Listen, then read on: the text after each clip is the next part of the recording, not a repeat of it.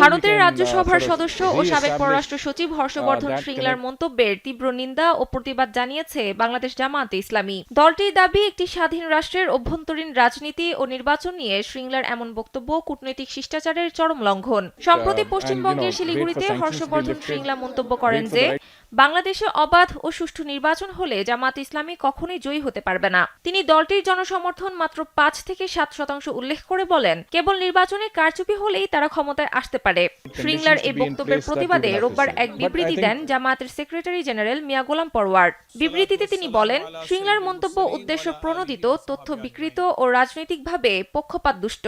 তিনি আরও উল্লেখ করেন যে বাংলাদেশের জনগণ কাকে ভোট দিয়ে প্রতিনিধি নির্বাচন করবে তা একান্তই তাদের নিজস্ব এখতিয়ার। কোনো বিদেশি রাজনীতিবিদের এ বিষয়ে হস্তক্ষেপ করার অধিকার নেই। জামায়াত নেতা আরও বলেন, এ ধরনের মন্তব্য দুই প্রতিবেশী দেশের মধ্যকার পারস্পরিক শ্রদ্ধা ও কূটনৈতিক সৌহার্দ্যপূর্ণ পরিবেশকে ক্ষুণ্ণ করার একটি অপচেষ্টা। তিনি ভারতকে ভবিষ্যতে বাংলাদেশের অভ্যন্তরীণ বিষয়ে এ ধরনের বিতর্কিত মন্তব্য থেকে বিরত থাকার আহ্বান জানান।